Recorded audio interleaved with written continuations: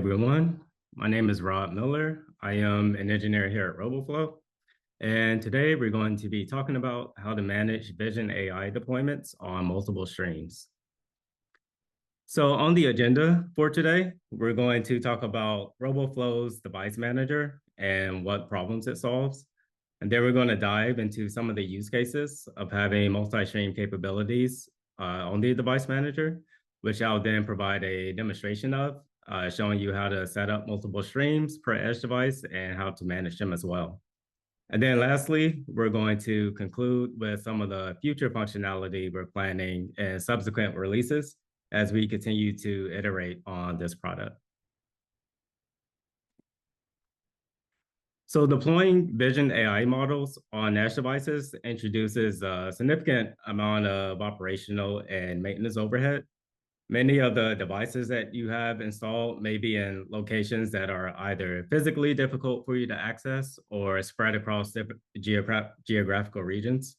And so that kind of makes it difficult for you to, for example, just take your laptop and plug it into the device and debug and troubleshoot from there.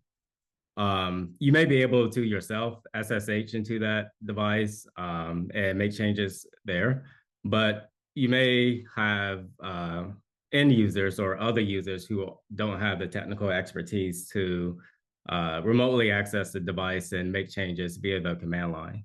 And lastly, another problem that we're trying to solve is as the devices that are on the market become more powerful, you run the risk of underutilizing their capabilities if the software that you're running on those devices doesn't take full advantage of the hardware. So you end up not getting the maximum ROI on your hardware investment. And so RoboFlow's solution to this is with a centralized device management console that has support for managing multiple streams. So here is a screenshot of it, of our device manager.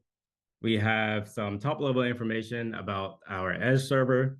So this is telling me what's the current status of my device that's running, what's the URL, what version is running, etc.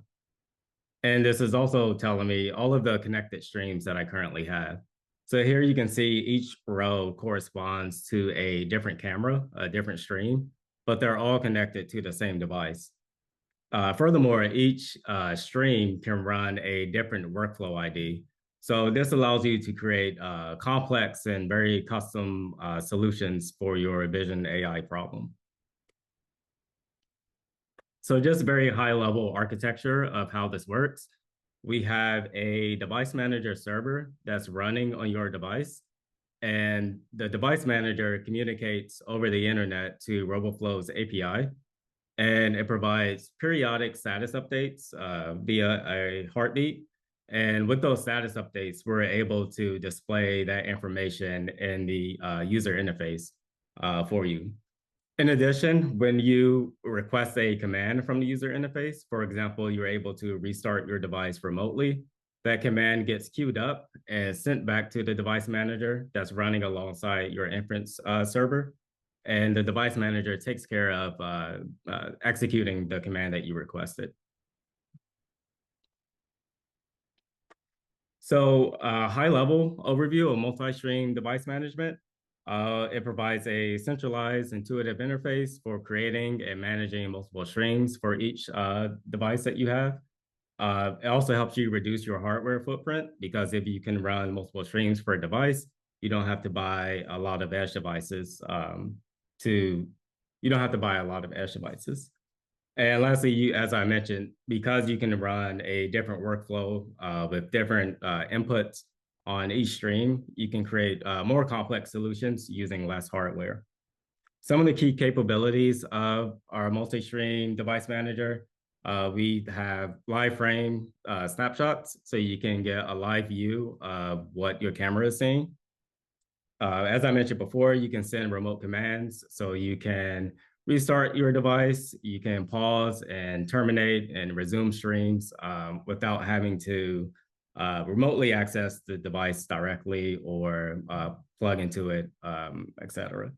And lastly, we have additional observability and monitoring enablement by presenting you with logs that your inference server is currently emitting. So with that, I will go into a demonstration. So this is our device manager. So you can see I already have several devices that I have already provisioned. This tells me the current status of each device.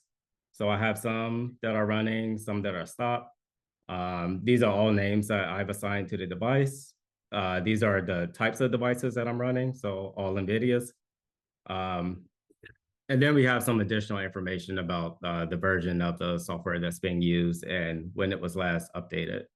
If I wanted to add a new device, I would just go into this add device dialog and complete the form.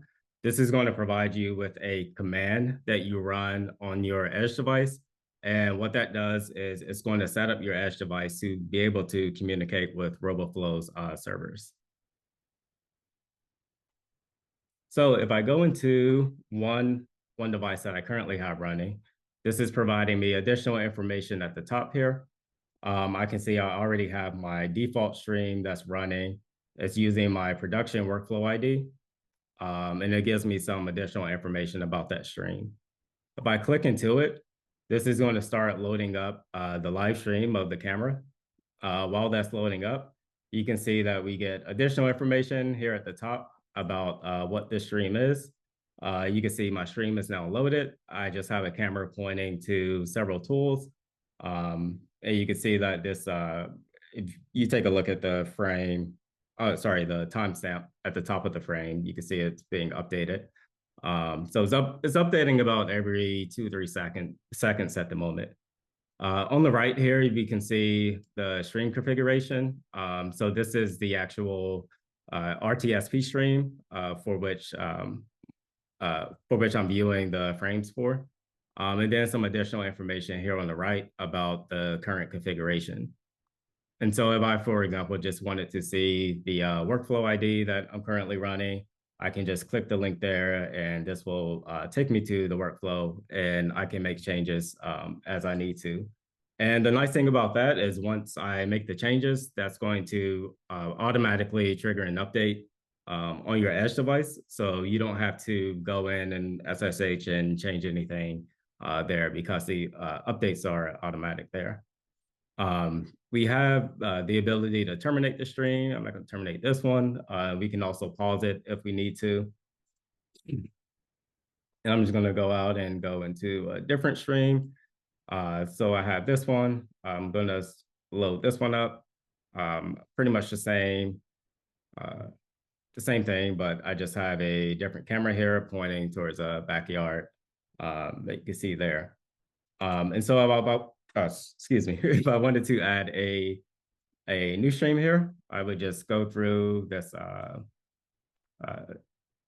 wizard and give it all of my information. Just give it this RTSP stream. Tell it how many frames per second I want. Here, this is where I can actually select the workflow that I would like to be run. And I can click next and just quickly review my configuration for this. And then I can create that stream. And so that normally takes a few minutes to start up. But while that's starting, we can take a look at the logs here. All of these logs are being streamed directly from the device. So you can see I'm actually getting some errors here, which is actually pretty helpful because I don't need to SSH into the device to see this. And we can also see my current environment variables. So if I want to make additional configuration changes, I can just make them here rather than having to make it directly on the device.